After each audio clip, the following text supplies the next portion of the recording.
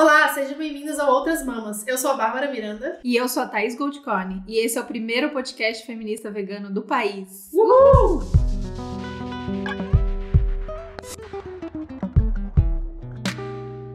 Teve o Ru e Animal. Ixi, aqui dá eco, hein? A gente mudou de lugar, eu senti que vai ter eco esse episódio. Tudo bem. Bom, gente, a Ju Gomes, Comida Saudável pra Todos, fez um pedido de tema. E pedido da Ju a gente não nega. Ela indicou pra gente, mas na verdade é brincadeira, porque a gente já tá com essa convidada, ó, faz tempo querendo gravar. Então hoje a gente tá recebendo aqui a Ale Nara. Ai, que difícil, vai ser difícil.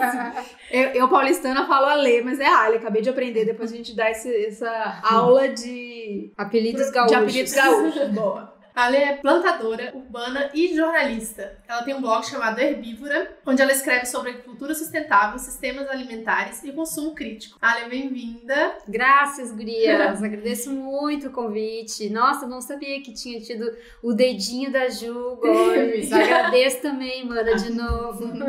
Então conta pra gente um pouquinho da sua história, como você chegou até aqui, com o blog, com o veganismo. Tá, vamos ver então. Essa história, ela vai bastante tempo pra trás, assim, né? Quando eu tinha 14 anos, que faz tempo, tá? Não vou revelar quanto, mas faz tempo. Eu virei vegetariana, né? Ovo lácteo. Eu parei de comer carne, porque eu morava lá no Rio Grande do Sul e eu tinha uma amiga cuja família tinha uma fazenda de gado leiteiro. Eu costumava ir visitar as fazendas com ela e eu comecei a notar, a perceber. Então, de vez em quando eu via uma vaca nascer, de vez em quando eu via uma vaca ser carneada, assim, né? E eu fiz essa ligação, eu tinha 12 na época, na verdade, eu tinha 12 anos, eu fiz essa ligação e digo assim, nossa, mas isso tem alguma coisa esquisita, né? Acho que eu vou parar de comer animais. Mas eu não sabia, com 12 anos, né? A minha mãe, enfim, no Rio Grande do Sul, achou uma loucura, continuei igual. Quando eu fiz 14, a gente mudou pra Santa Catarina e eu conheci umas pessoas surfistas e tinha uns vegetarianos no meio. E aí eu aprendi a ser ovo-lacto vegetariana, fiquei um tempão sendo ovo-lacto vegetariana. Na época não se falava muito de veganismo ainda, era meio que novidade. Aí depois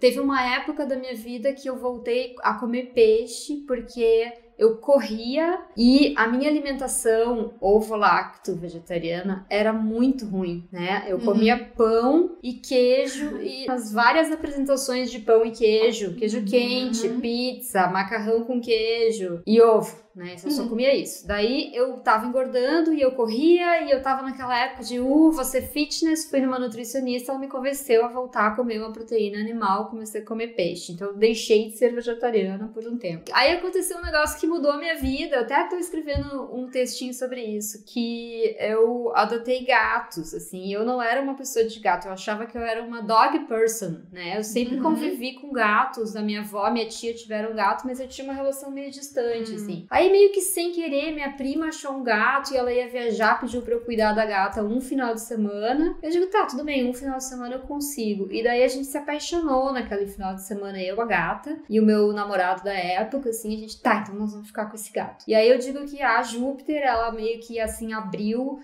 as portas do meu coração pra compaixão com todos os seres, assim. Através desse contato com a Júpiter, depois a Vênus, a irmã dela, que veio, um mês depois ela veio também, eu comecei a me envolver com proteção animal, né? Eu comecei a ajudar as protetoras, né? Pagando castração, fazendo lar temporário. Aí lá pelas tantas já tava resgatando também, né? E aquilo foi me sensibilizando muito, assim. E aí eu comecei a ler sobre veganismo. Isso era em 2012. Aí teve uma vez que eu viajei, eu tava na Califórnia e eu fui naquele aquário lá de Monte Rey. É um aquário maravilhoso, lindo, maravilhoso. Hoje em dia acho que eu não teria ido num aquário, né?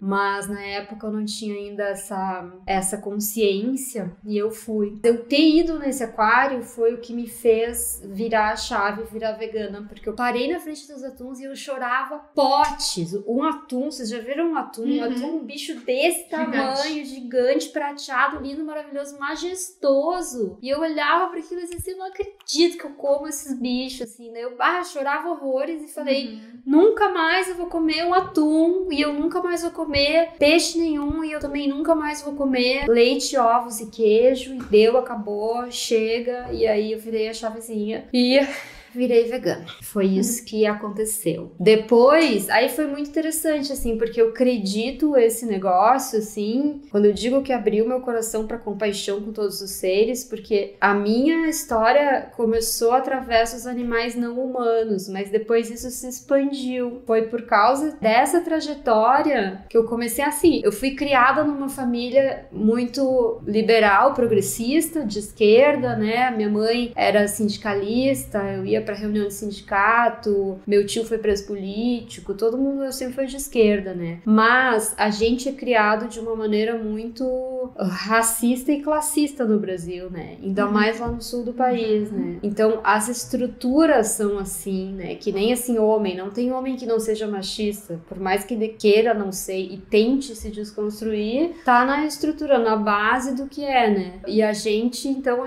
mesmo sem pensar, fica perpetuando esse tipo de estrutura opressiva em cima dos outros, né? Então, pra mim, começou com os animais não humanos, mas me fez questionar muito, fez pensar na história do Brasil, nas relações, na luta de classes, no racismo, todas essas estruturas conjuntas que levaram a gente até onde a gente tá hoje como país, né? O nosso país, ele foi construído em cima da violência, da escravidão, da opressão, enfim, né? Então pode ser meio exagero dizer, mas a minha abertura para os animais me levou a uma consciência de classe, uma consciência política que eu não tinha antes, né? Por isso até que essa escolha, digamos, o caminho me levou ao veganismo interseccional, ao veganismo político, né? Porque a construção do veganismo para mim, isso tá na base de como isso aconteceu comigo, assim, essa intersecção com todas as causas. Assim. Eu sinto que o veganismo tem muito esse poder, muitas vezes. Às vezes não, né? Às vezes para ali. Mas muitas vezes acontece de dar aquela chacoalhada final pra acordar pra todas as questões que estão acontecendo, todas as violências, todas as opressões. Mas tá, você contou sua história com o veganismo, mas você não contou sua história de plantadora, sua história com a terra. Como é que foi isso? Ai, gurias. Tipo, as histórias, elas vão longe, mas tá, tudo bem. Eu me formei em jornalismo, né? E aí eu trabalhava aqui em São Paulo, me formei lá no sul, depois vim pra cá, trabalhei aqui. E eu queria viajar, e aí eu pedi demissão pela primeira vez e fui viajar. Passei um tempo nos Estados Unidos e acabei meio sem querer, acabei no Havaí, tá? E fui morar numa ilha chamada Kauai. E aí lá eu comecei a trabalhar num restaurante vegetariano e numa fazenda de alface orgânico. Foi lá que eu aprendi a cozinhar, enfim. E aí nessa fazenda foi meu primeiro contato com agricultura, né? E eu dizia assim, nossa, que legal isso aqui, tem alguma coisa aí que eu gosto, né? Então, assim, pra mim foi muito importante, foi contato com duas coisas que são formativas na minha vida, que é a cozinha e o plantar, né? Mas aí voltei pro Brasil, fui trabalhar com internet, enfim. Na segunda vez que eu pedi demissão, eu fui pra Santa Catarina, construí uma casa e fiz vestibular de novo e comecei a cursar agronomia na Federal de Santa Catarina. E aí eu fiz 1 ano de agronomia e aí duas coisas aconteceram. Primeiro que eu não conseguia trabalho e a grana acabou e a gente tinha construído uma casa e a gente ficou duro e teve que ir embora e eu tive que trancar o curso. E eu também percebi que era um curso tinha muitas exatas, sabe? Eu tinha aula de cálculo e aí eu não entendo nada de matemática. E o professor um dia ele me disse assim, Alessandra, você precisa se dar conta que este é um curso de engenharia. Daí caiu a ficha, eu digo, tá. E assim... Maravilhoso. E a agronomia, os cursos de agronomia no país, eles são muito voltados para o agronegócio também, né? Sim. A UFSC até eles têm uma especialização em sistemas agroecológicos e tal, mas enfim, a graduação era muito voltada. Aí saí, mas fiquei com aquela coisa assim, né? Tá, um dia na vida eu vou plantar. Aí, finalmente, estou aqui morando em São Paulo de novo. Fiquei muitos anos trabalhando no mercado digital, né? Com UX, User Experience. E aí, chegou um momento que eu já não tava meio assim, não fazia mais muito sentido o meu trabalho, né? Eu trabalhava para grandes empresas. A gente era uma consultoria que fazia projetos para grandes empresas. Eu dizia, o que eu tô fazendo aqui?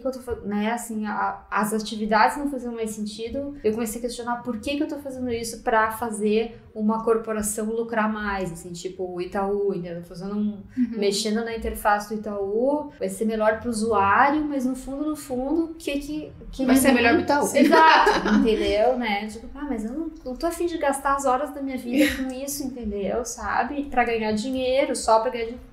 Comecei a pensar, mas trabalho só pra ganhar dinheiro, então, né? Aí daí juntou um monte de coisa na minha vida, assim, na época, e finalmente entra um animal de novo, que eu tava voltando do almoço um dia lá na Heitor Penteado, e apareceu um cachorro na minha frente, ele tava perdido no Heitor Penteado, eu saí correndo atrás do cachorro, e ele fugia de mim, e eu dizia pras pessoas, segura esse cachorro, e ninguém conseguia pegar o cachorro, ele quase foi atropelado por um ônibus, enfim. Aí finalmente eu consegui pegar o cachorro, levei pro escritório, tava bem pertinho do escritório, e é o Heitor, tá? Ele vai fazer, supostamente faz aniversário amanhã, porque ninguém sabe direito que dia que ele nasceu, mas foi o dia que eu encontrei ele, dia 5 de junho de 2013. Parece que ele já tinha 1 ano, então amanhã ele vai fazer 7 anos. Então, 6 anos atrás, eu morava num apartamento. Eu queria morar numa casa pra ter sol, pra plantar e pra ter um cachorro, mas eu continuava no apartamento, porque o aluguel era barato, enfim, não me movia muito. Aí, eu achei o Heitor, e não podia ter cachorro naquele prédio, então eu tinha que me mudar. E aí, em 1 mês, eu achei uma casa. E a gente se mudou, em julho eu já tava morando numa casa, e a casa tinha uma laje em cima da garagem, tem uma laje em cima da garagem. É a casa que eu conheci? É a casa, maravilhoso. É bem legal. E tem uma boa orientação solar, porque ela é virada pro norte, né? Então eu digo, bom, tem sol, tem. Só que, como é que eu vou plantar aqui? Porque eu, acostumada com as casas de Porto Alegre, que tem quintal, tem grama no chão, né? Tem terra no chão. Aqui é tudo concreto. Sobrado de São Paulo tem laje, né? Só. Aí eu olhei e disse assim, como é que eu vou plantar aqui? Mas eu preciso me mudar logo, então eu vou e depois eu dou um jeito. Aí, eu digo, bom, tudo bem, agora eu já estou numa casa, eu tenho sol, eu tô cuidando de um cachorro e eu vou plantar. Como é que eu vou plantar? Eu comecei a estudar. Comecei com o básico, assim, como fazer horta. Eu fui fazendo oficinas e cursos. Eu fiz uma oficina lá no Sabor de Fazenda, que é um viveiro orgânico na Zona Norte, muito legal. E eu fiz um curso de agricultura orgânica intensivo no Arborecer, que é um espaço maravilhoso na Zona Norte, de umas manas que são veganas também. Então, uma agricultura toda vegana, assim, e tal. A Juliana e a irmã dela. E aí, eu fui aprendendo, eu fui tomando contato com a agroecologia também, né? Porque quando eu comecei a fazer a horta, eu tinha aquela expectativa daquelas fileirinhas de alface, tudo certinho. Aí eu vi que não era assim, que a agroecologia não era assim, né? Eu digo, nossa, então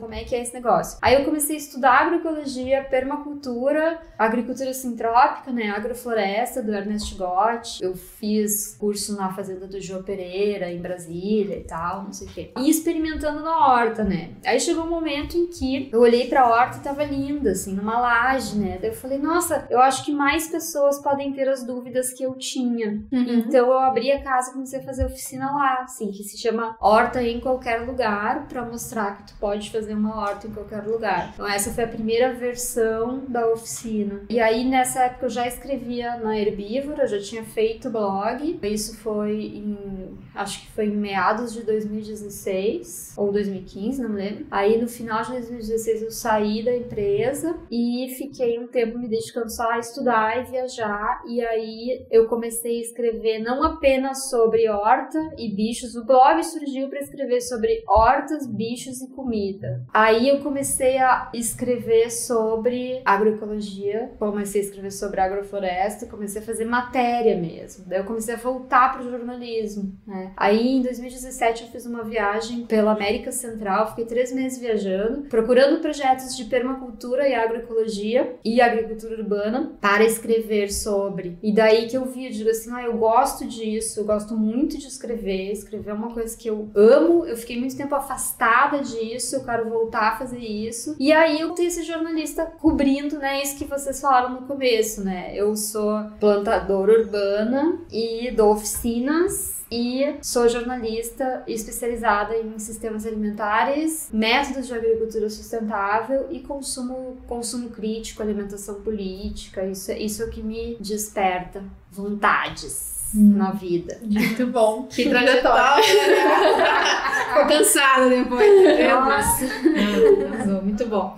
Tá, então você tá querendo me dizer que quando a gente fala em se conectar com a natureza, plantar a própria comida, as pessoas que estão aqui em São Paulo, cidades, né, grandes capitais, cidades como São Paulo, você tem que fugir, larga tudo e vai morar no mato. Você tá querendo me dizer que é possível, então, a gente ter essa relação com a natureza e plantar estando aqui? Ou tem que fugir mesmo? Então, pra mim foi muito louco, assim, porque eu achava que eu tinha que ir embora, tanto que eu fui embora várias vezes de São Paulo, né, que eu chamo do meu karma geográfico, São Paulo, que eu acabo sempre voltando. E eu achava que quando eu saísse da empresa da qual eu era sócia, eu ia imediatamente embora pra plantar. Aí começou que essa coisa toda despertou em mim em São Paulo. Eu comecei a conhecer muita gente e muitos projetos de permacultura. Então, assim, o meu despertar pra natureza foi aqui, né? E eu acho o seguinte, né? O que eu digo, assim, a gente, enquanto ser humano, se desconectou da natureza. Em certo momento, a gente se tirou da natureza, né? A gente deixou de ser natureza. Tanto que a gente fala assim, olha lá a natureza lá. Temos que proteger a natureza. Temos que proteger o meio ambiente. Tá fora da gente, né? Isso revela uma profunda desconexão. E essa desconexão, ela tem consequências e resultados em todas as áreas da nossa vida pessoal e da vida planetária, né? O estado do planeta hoje, porque a gente trata tudo como se fosse outra coisa e fora, né? E aí, esse negócio de plantar, tal, eu acho o seguinte, quando eu comecei a plantar, por isso que eu digo assim, não precisa plantar muito, não precisa plantar um monte de coisa, né? Isso é uma coisa que eu falo na oficina, assim, não precisa ir para um sítio, não precisa, tu pode fazer tudo isso em qualquer lugar, assim, tem um slide da oficina que eu mostro, que são umas couves lindas, maravilhosas, nascendo num canteiro da rua, na frente, do lado da minha casa tem uma academia, tem um canteiro, sabe canteiro que cachorro faz xixi? Assim, que tinha uma árvore, e eles plantaram couve, e é uma couve com umas folhas desse tamanho. E aí teve uma época que eu passei na Avenida Sumaré, né, a puta de uma avenida, que tem um canteiro no meio, uma ciclovia, e alguém chegou lá e botou uns pneus, fez uns canteirinhos, botou umas ervas, e escreveu uma plaquinha horta comunitária. Então, tipo assim, tem 3 mini canteiros, e é uma horta, entendeu? E isso é uma criação da pessoa, né? E aí, quando tu começa a plantar, nem que seja em pequenas quantidades, né, tu sai da lógica do consumo e tu entra na lógica do fazer, do produzir, do criar. Assim, quando eu comecei a colher as minhas primeiras coisas lá em casa, que foram alfaces, morangos e tomates, eu chegava a chorar, assim, olhava assim, nossa. E aí eu dizia assim, não acredito que fui eu que fiz isso. E daí eu me dei conta, assim, eu não fiz nada, tá? Você só viabilizou. Exato. Eu disse, eu sou uma facilitadora das maravilhas da natureza. Eu sou natureza, né? Que nem o Ernest Gotti diz que somos todos células de um grande macro-organismo que é a vida. Sim. Aí, eu acho, uma coisa que aconteceu comigo e é o que eu procuro passar para as pessoas nas oficinas que eu dou, é assim, começa a encontrar o teu lugar enquanto natureza de novo, né? Tu vai começar ali a cultivar a tua comidinha, a fazer a compostagem. A compostagem é um processo incrível, maravilhoso, que tu pega assim, é uma coisa que é uma casca de banana, uma casca de mandioca, um talo de brócolis. E aí, 40, 50, 60 dias depois é solo, sabe? Aquilo ali se desmancha e fica uma coisa maravilhosa, com um cheiro incrível, né? Daí assim, tu começa a achar a tua função no planeta, né? E se encaixar enquanto célula. E o que é célula? A célula, a função é relação, né? As células, a não ser que tu esteja falando de um organismo unicelular, né? Que tem alguns, as células, elas sempre estão com outras, né? Então aí tu te encaixou na natureza, tu achou a tua função e tu te encaixa e tu vê que o mundo é colaboração, que o planeta é colaboração, né? E o esforço pra manter ele vivo, né? E não pra destruir. E a gente destruir a gente mesmo. E nós estamos muito desconectados dessa porra toda, assim, né? A gente nessa loucura toda aí, assim. E é por isso que eu falei como a gente consegue fazer isso aqui. Então são essas maneiras que a Lê já tá falando, a gente fazer pelos cantos, onde é possível, porque essas cidades fazem a gente realmente desconectar e achar que não é possível, que eu preciso então estar longe daqui pra conseguir fazer. Eu tenho vários amigos aqui que são nessa loucura do trabalhar muito e come muito industrializado e tudo mais, fala assim, não, um dia, quando eu tiver uns 50 anos, eu vou ter o meu sítiozinho, aí eu vou ter minha plantaçãozinha, joga pra lá, né? Quando dá pra gente fazer coisas aqui. É engraçado você falar da sua trajetória de sempre voltar pra São Paulo, porque eu cresci em Brasília, né? É uma cidade muito arborizada, com muita grama, muita árvore. Então, eu só fui perceber o tanto que eu sentia falta disso, mudando pra cá. E hoje em dia, tipo, eu chego lá, a primeira coisa que eu vou fazer é, enfim, sempre tem trabalho pra fazer, mas ir pro parque, ir pra Água Mineral, que é um parque que tem piscina de água de rio. Eu sinto muita falta de colocar o pé na grama, sabe? Muita falta. Por isso que eu fico agoniada também um pouquinho com as casas aqui que não tem grama, que eu falo, gente, eu queria ter uma casa pra poder pôr o pé na grama. Aí não tem. Sabe que esses dias eu fui pra Brasília, né, fazer um curso de jornalismo investigativo sobre sistemas alimentares, e aí eu fiquei na Asa Norte, e aí eu acho maravilhoso aquelas quadras residenciais, que assim, entre uma quadra e outra, tem vastas extensões de grama, com árvore, e assim, eu caminhei à tarde, saí da casa onde eu tava, e fui dar uma volta e tirei o sapato. Então, assim, né, Brasília tem esse problema, por exemplo, tu não pode ir andando da Asa Norte pra Asa Sul, ou pro centro pra trabalhar, né, porque é muito longe, tu tem que ter um transporte. Agora, ali nas quadras, assim, tu consegue tirar o sapato e andar no meio da natureza, no meio do cerrado, com aquela terra vermelha, maravilhosa. Tem muita árvore frutífera e o pessoal, mesmo lá, o pessoal sente falta e tá rolando muita horta comunitária nas quadras. É bem legal isso. E aí eu queria ver mais disso em São Paulo. É legal você ir descobrindo, você ir mostrando, né, nas suas redes quando você acha essas coisas, porque dá uma esperancinha, assim, de tipo, tem gente que tá fazendo, tá plantando, e eu posso fazer também, né? Outro dia, descendo pro Parque da Aclimação, achei um pé de mamão, e aí eu peguei, foi um dos mamões mais doces que eu já comi na vida, tava muito bom. Aqui tem um negócio que chama União das Hortas Comunitárias de São Paulo, tem uma página no Facebook, e eles têm mapeadas todas as hortas comunitárias. Tal. Que legal. Chama União das Hortas Comunitárias, se não me engano. E tem muita iniciativa nas periferias também, né? Assim, aqui em São Paulo tem um movimento bem forte de permacultura urbana. Tem o Permaperifa. Tem o Permaperifa, tá? E isso tá bastante difundido. Agora, eu acho uma coisa importante da gente fazer é que nem todo mundo tá familiarizado com esses termos, conceitos, então vamos definir algumas coisas e falar do que a gente vai falar aqui ou já falamos, alguns conceitos. Então, se você quiser falar algumas coisas que a gente já falou, agroecologia, permacultura, mais ou menos. Assim, começando pela agroecologia, né? Eu gosto de explicar a agroecologia em oposição à agricultura convencional, né? Então, todo mundo conhece, todo mundo já viu, né, que seja uma foto de uma monocultura de soja, né?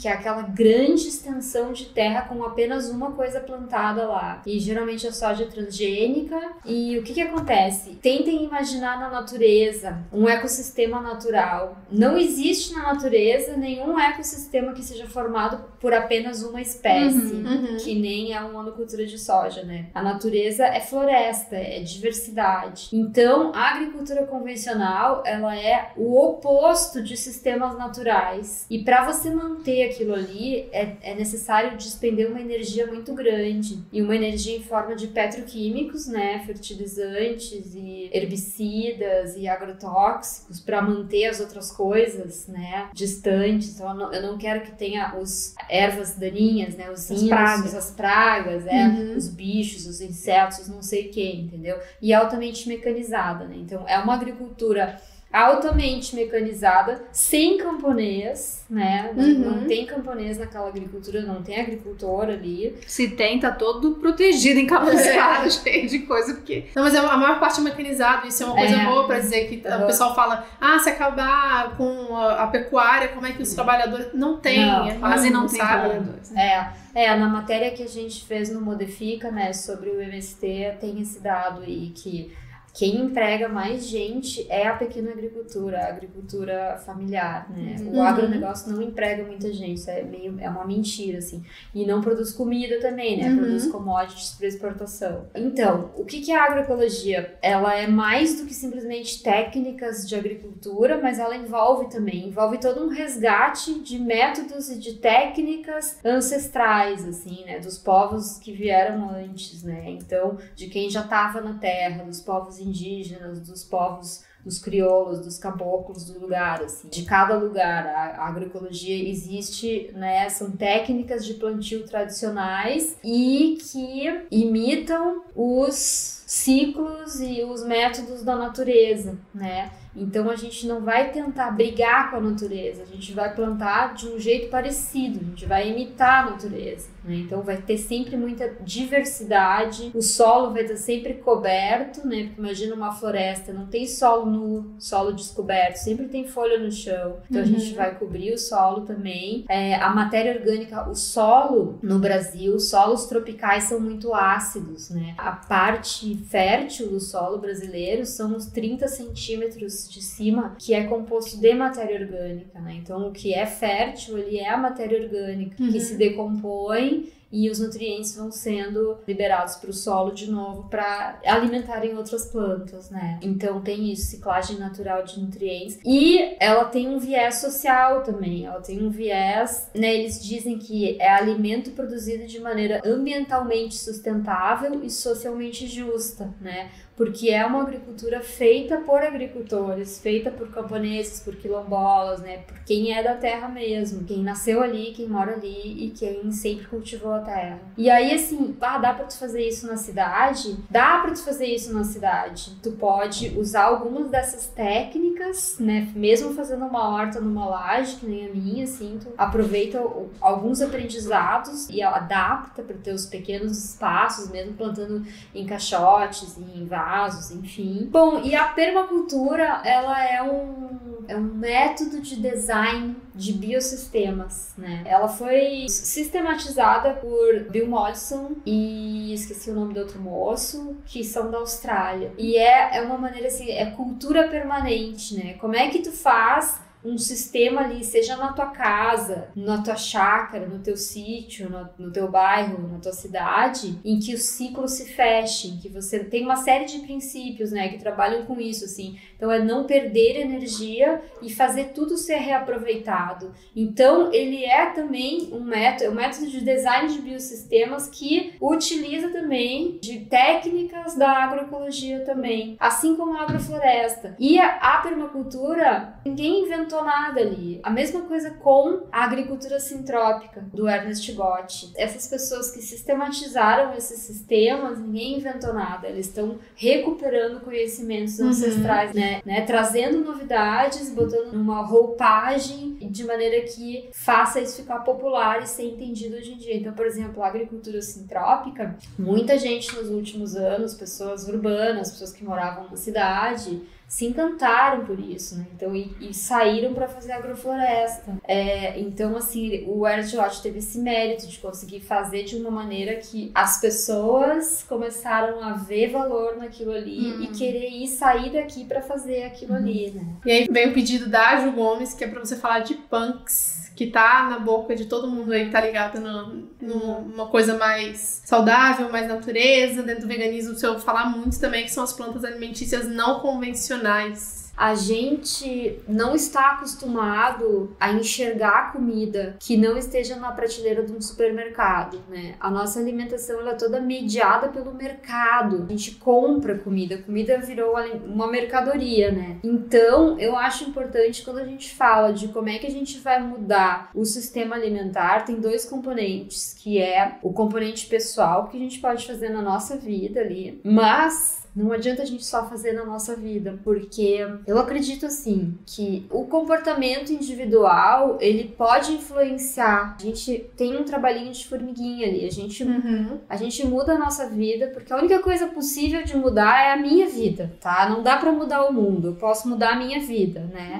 E isso tem um efeito que ele é espalhado e potencializado nas tuas relações, enfim. Mas para que isso atinja, para que isso chegue, para que essa mudança que muita gente quer ver, né? Assim, a gente tá vendo que o planeta tá num estado horroroso e as coisas precisam mudar. Então a gente tem que agir também no sentido de institucional, no sentido de mudar as estruturas, né? E isso a gente faz com políticas públicas, políticas institucionais. Então, individualmente, o que a gente pode fazer? Tu tem que começar a questionar o sistema alimentar, né? Quando a gente compra comida no supermercado, a gente está sendo alimentado por meia dúzia de corporações multinacionais, né? Que não estão preocupadas com a saúde de ninguém e muito menos do planeta, né? Até a Neide Rigo fez um post ontem, eu até botei lá nos meus stories. A Neide Rigo é uma grande nutricionista, uma grande estudiosa de punks, tá? Aí já começa a dica. Quem se interessa por punks, seguir a Neide Rigo. Necessário. E por fazer pão também. Ela trabalha no hospital e ela recebeu um kitzinho dos representantes de indústrias farmacêuticas que era composto só por comida de caixinha, né? Ultraprocessado, né? E ela falando sobre aquilo e ela dizendo que uma vez ela encontrou numa festinha, enfim, num evento, um dos diretores de uma indústria farmacêutica, e o cara falou pra ela com todas as palavras, assim, é que tu tem que ver que o objetivo da indústria não é a saúde das pessoas, é o lucro, né, dos acionistas, enfim. Então, assim, não dá, isso pra mim é uma contradição em termos, né, porque tu trabalha com alimentação, mas o teu objetivo é o lucro, entendeu? Não tem como conciliar essas duas coisas. Então, a gente como consumidor, a gente precisa se proteger disso, pensar e executar uma crítica na hora das escolhas alimentares, né? E principalmente, eu tô falando a gente que pode, né? A gente que pode fazer isso, né? Nós que somos pessoas privilegiadas e que temos informação e que temos como refletir sobre isso e que podemos fazer escolhas melhores, assim. Então, a Cris Maimone também, que é uma nutricionista que trabalha com sociobiodiversidade, que eu entrevistei para uma dessas últimas matérias que eu fiz, também ela fala isso, assim. Tem um livro muito bom também que se chama O Negócio da Comida, da Esther Vivas Esteve, da editora Expressão Popular, eu acho, né? Que eu sempre cito em tudo que é texto que eu escrevo. Que, assim, o pior lugar para comprar comida é supermercado, gente, né? Então, assim, vamos esquecer o Pão de Açúcar, vamos esquecer o Carrefour, entendeu? A gente não precisa, né? Tem gente que não pode se dar ao luxo de fazer esse tipo de escolha. Mas a gente precisa começar a desmercadorizar a alimentação. Duas formas que a gente tem de fazer isso é cultivando alguma comida em casa, né? E aí também não dá pra gente achar que nós vamos ter autonomia alimentar morando em São Paulo, né? Assim, eu não consigo na minha laje produzir todo o alimento que eu preciso e não precisa, entendeu? Assim, o negócio é pouquinho, negócio de pouquinho, cada um fazendo ali um pouquinho. E a outra coisa é começar a reconhecer comida nas ruas, né? Quando tu começa a plantar e tu começa a ver comida, saber as coisas que são comida, tu começa a perceber que o planeta é de uma abundância maravilhosa. Ainda mais um país que nem o Brasil, tropical, as coisas nascem. Então, assim, mesmo em São Paulo, tu anda na Avenida Sumaré, tem uma época que tem pitanga, tem uma época que tem amora. E tem muita coisa que nasce na rua, que nasce no chão, que é aquilo que a gente chama de inso, de erva daninha, de, enfim, né, mato, que dá pra comer. E aí, o que acontece? Tu tem que se informar primeiro, porque não é pra sair comendo coisa que tu não sabe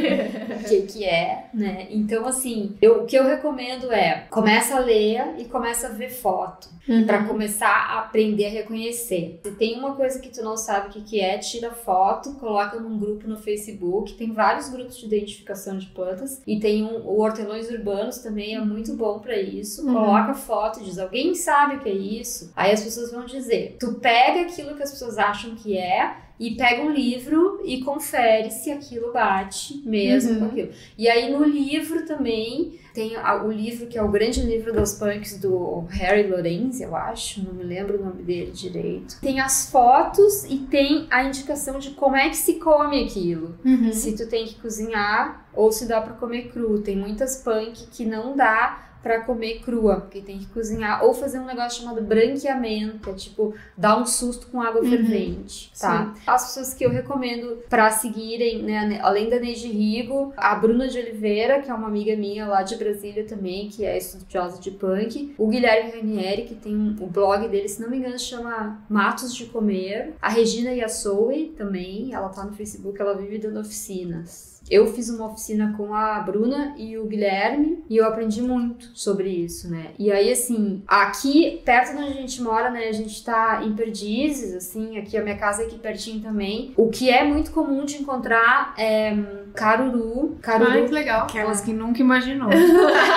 Mora aqui, nunca não sabe, não sei nem a cara. Caruru é um negócio que é da família do amaranto, assim. Até a sementinha é bem parecida, assim. É uma planta super proteica, assim, é muito bom. E tem uma outra coisa que eu amo, que eu adoro, que é beldroega. E tem gente, por exemplo, a Gi, da Escola de Botânica, eu tava conversando com ela sobre as punk, e ela disse assim, mas é que lá onde eu nasci, em Minas Gerais, isso não é punk. Isso daí é uma comida que a gente come, entendeu? Que tem em tudo que é horta, assim, né? Então tem essa coisa das punk. O que é punk? Planta alimentícia não convencional. Ela pode ser não convencional agora, mas ela pode já ter sido convencional em outra época, ou ela pode ser convencional em outro lugar. Exato. E também tem as partes não convencionais. Então, por exemplo, a bananeira, o coração da bananeira é uma parte não convencional de uma planta que todo mundo conhece e come. Legal. E daí uma coisa que sempre me perguntam também, né? Essa daí, assim, melhor consultar os especialistas, tá? Mas não tem problema da fuligem dos carros e do xixi dos cachorros, né? Eu já ouvi também dessas pessoas comparando a fuligem dos carros com o agrotóxico. Então, tu tá preocupado com a fuligem dos carros, mas e a comida cheia de veneno que tu compra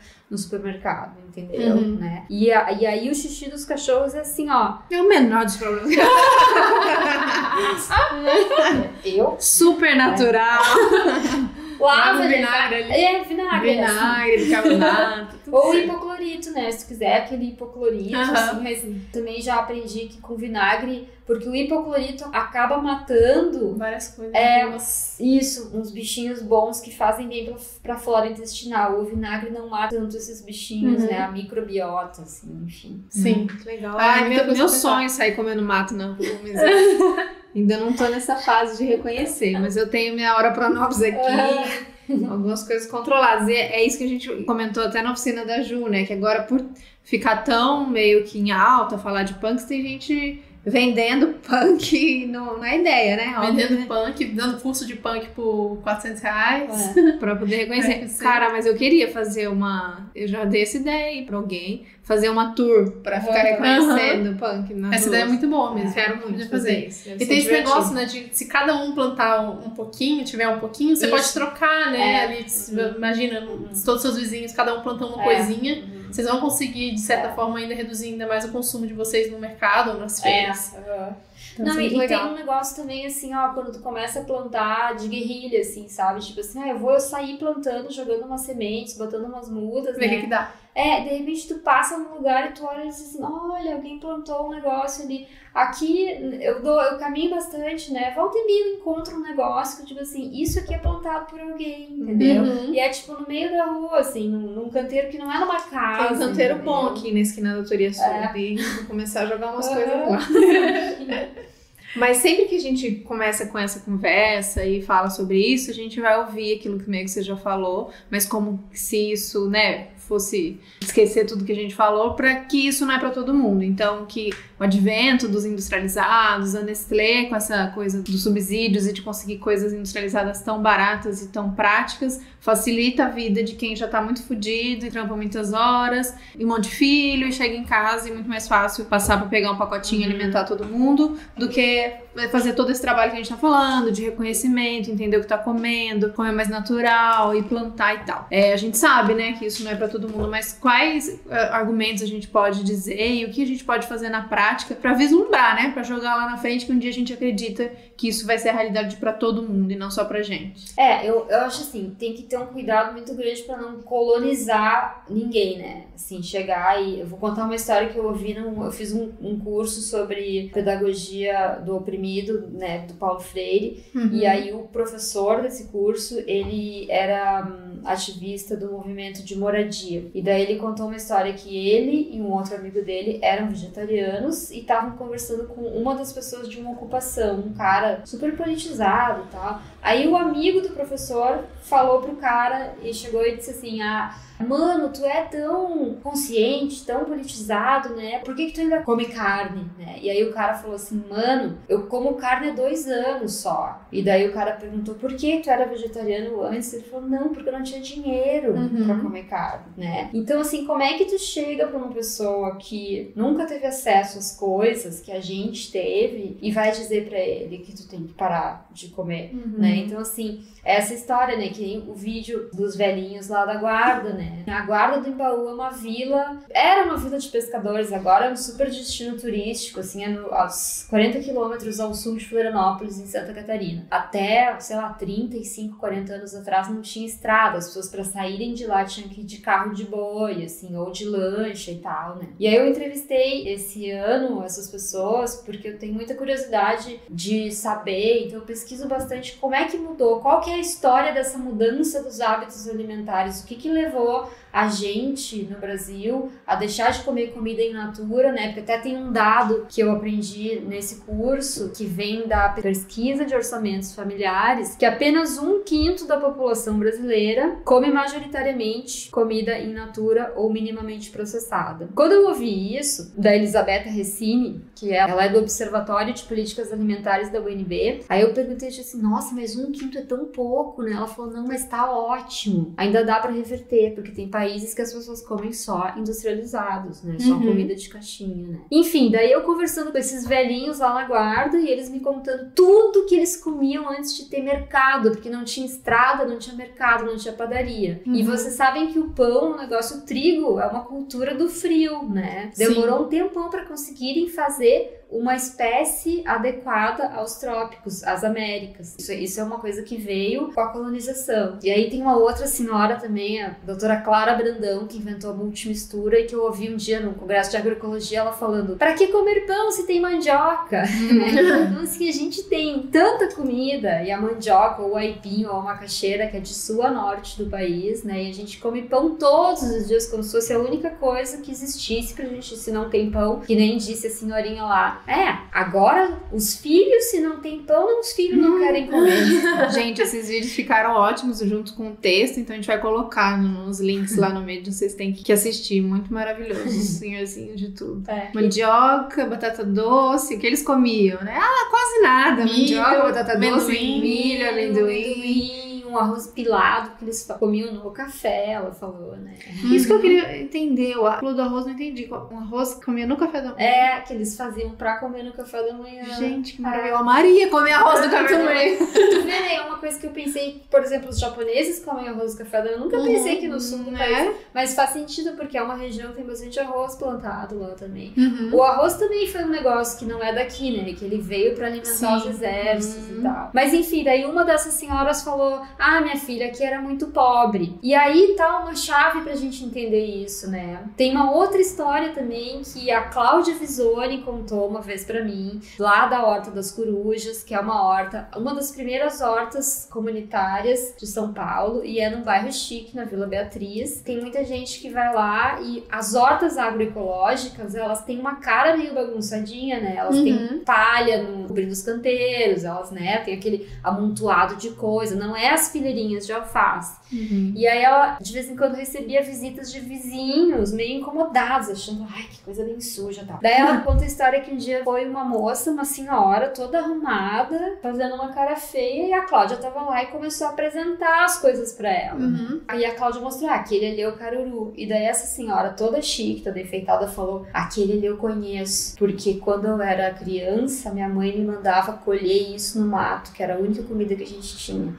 Tá? Então, essas coisas todas, outra história, tá? Essa história, mais uma, tá? Tava uma vez lá em Brasília, no Centro Pop, um centro de acolhida para moradores de rua, um centro de acolhida dia. E tem um menino lá do projeto, o Igor, eu acho o nome dele, ele fez uma agrofloresta, numa das quadras da Norte lá. E ele tinha um projeto de uma horta dentro desse centro, de pessoas em situação de rua. E aí eu tava lá fazendo uma matéria com ele, e tinha um monte de rúcula nascendo alucinadamente, nós colhendo e comendo as rúculas na hora super boa. Aí passou uma moça indo almoçar no Centro Pop e olhou e disse assim, o que é isso? E aí a gente falou assim, é rúcula, quer? Ela falou assim, eu não, que quem gosta de mato é índio. Então, existe todo um negócio que associa esse tipo de comida que pra nós, que estudamos e que refletimos, que podemos escolher, é uma comida maravilhosa. Pra quem só teve isso na vida, as pessoas não querem isso. Associada à escassez, à pobreza. Exato. E a gente sabe que churrasco é um símbolo de status pra todas as classes sociais no Brasil, entendeu? E rolou um negócio do industrializado,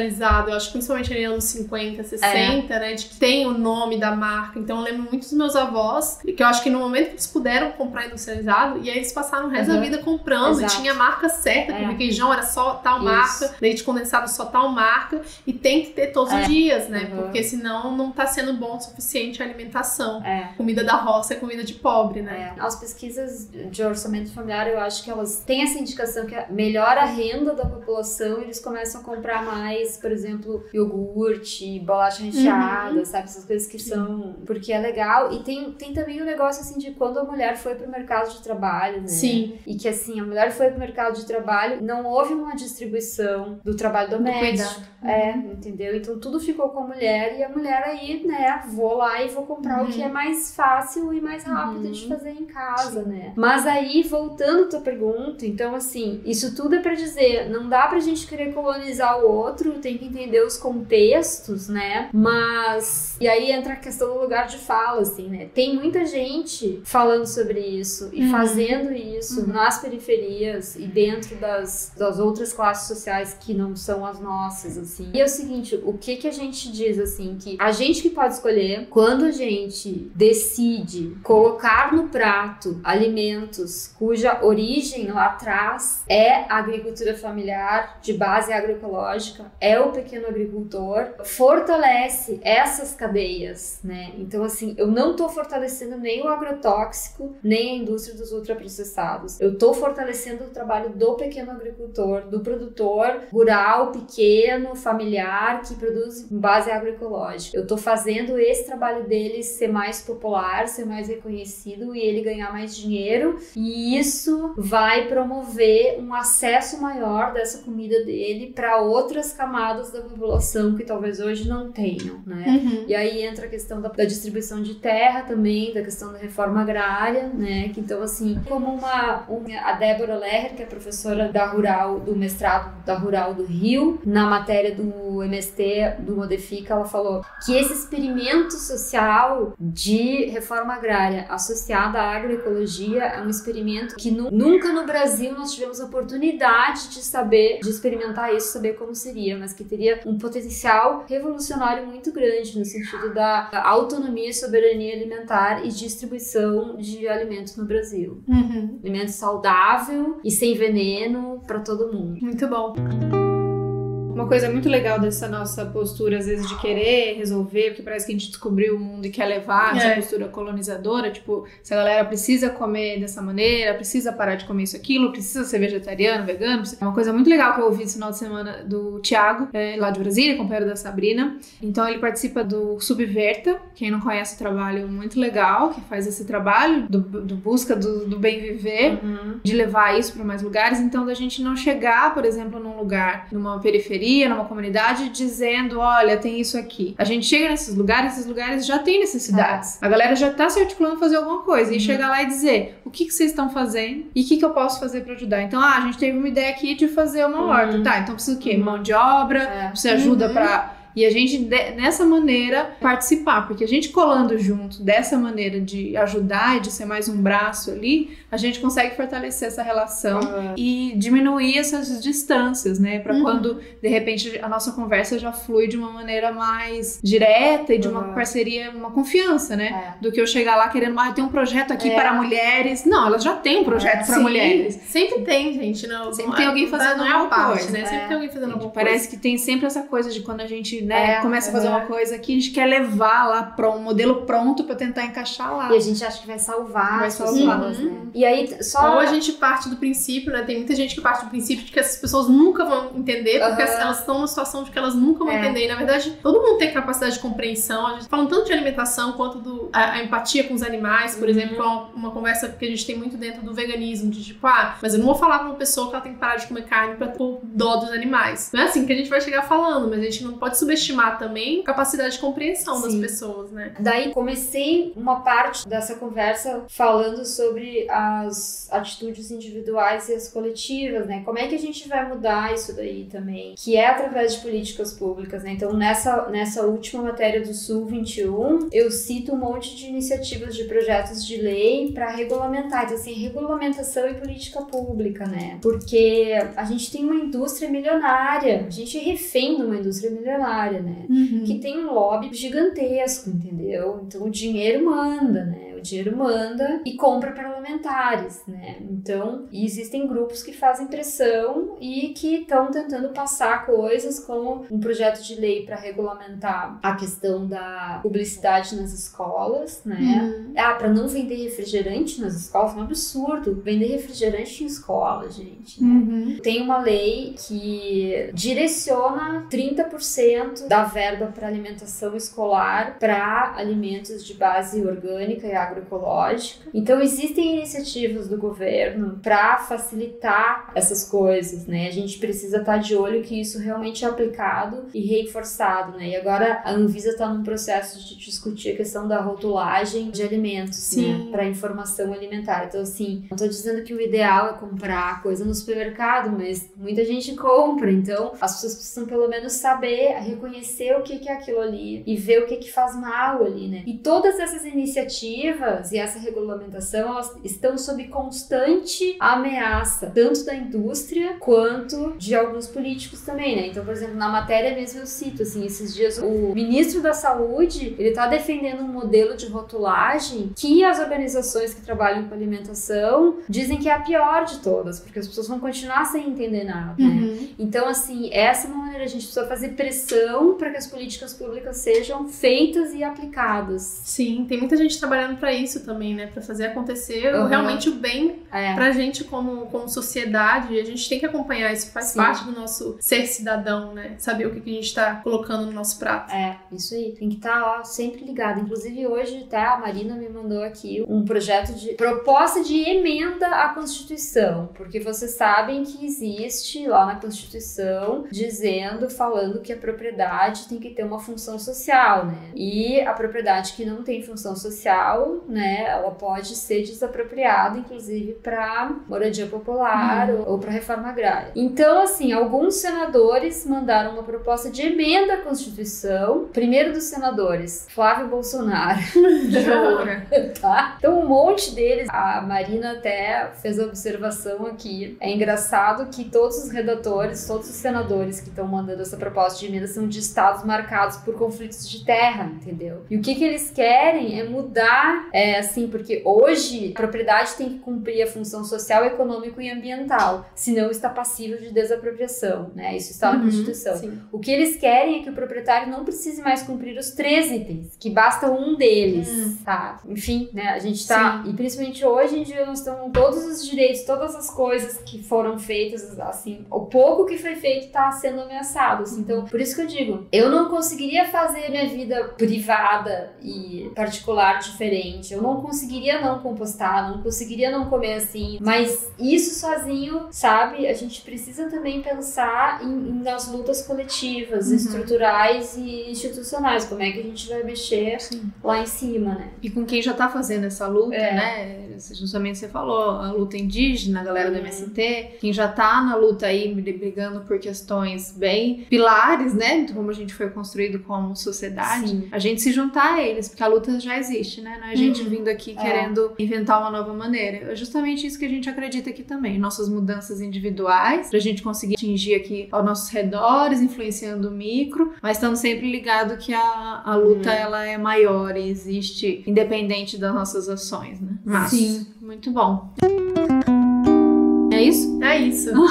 Um livro que tem tudo a ver com isso, e depois a gente pode entrar mais nesse assunto do livro. Eu e a Thaís vamos terminar de ler e fazer um review mais completo. É Uma Verdade Indigesta, escrita para Marion Nestlé, ou Nestlé, eu não sei qual que não tem nada a ver com a empresa, Graças mas ela a tem o Deus, sobrenome. Ela tem o sobrenome e ela critica a própria. Ela é uma nutricionista, que ela fala exatamente, ela critica muito a indústria, como que a indústria faz para conseguir os lobbies e como que a indústria faz para conseguir direcionar as pesquisas para basicamente enganar o consumidor. Então é bem interessante esse livro, depois a gente vai falar mais sobre ele, mas tem tudo a ver com esse assunto. E ele é da editora Elefante, que tem código de desconto de Outras Mãos. Então quem quiser ler antes da gente comentar sobre ele, depois a gente pode fazer de repente uma live. Tá lindo o livro. Maravilhoso o livro, tudo que a muito editora bom. Elefante faz. Eu li numa sentada, eu demorei 3 dias pra ler, eu li tudo. E é grande. É grande. Mas porque eu empolguei mesmo, então fica aí a dica. Entrem lá na editora Elefante que a gente vai O código é ele. Outras Mamas mesmo, tudo junto. E outra coisa é que nós temos uma oficina com a Ali. No final do mês a gente vai anunciar direitinho a data, o dia e o local. Então fiquem de olho nas nossas redes sociais. Mas vai ser muito especial, né? Então são poucas vagas, vocês tratam de se organizar e depois fica chorando por mensagem que não conseguiu se inscrever. O que a gente vai aprender na oficina? Então, a oficina se chama Plantar, Comer, Compostar, né? Então a gente vai fazer o ciclo completo da reflexão sobre o que a gente come e a nossa reconexão com os ciclos naturais, né? Então a gente vai ver isso, nós vamos começar falando sobre essa coisa toda da alimentação, como é que a gente chegou até aqui, a gente vai refletir juntas sobre isso, como é que a gente chegou até aqui, o que a gente tá comendo, como é que a gente tá se alimentando, e aí a gente vai passar para isso, assim, como é que a gente pode adquirir um pouco de autonomia alimentar, né? Como é que a gente pode voltar a fazer parte da natureza, se encontrar como célula de novo, e aí vai ter atividades muito específicas e práticas para quem quer começar a plantar em casa. Mão na terra, e a mão na compostar. massa. Isso. Amo. Legal. Isso aí. Vocês sempre ficam perguntando da minha composteira aqui no apartamento, vamos fazer isso na prática. Aí depois a gente divide com vocês. Valeu, gente, muito obrigada. Muito obrigada por ter vindo Valeu, até aqui. Ali, foi muito bom. Foi bom demais. Graças, gurias. Agradeço muito e agradeço vocês que estão ouvindo aí também. Isso aí. Sigam a Ale em todas as redes. A gente vai colocar todos os links. Sigam lá que tem muita coisa boa. Adoro que tem as fotos do corpão, regando a horta pelada. Vale a pena esse conteúdo. Valeu, gente. Até o próximo. Valeu, tchau, tchau.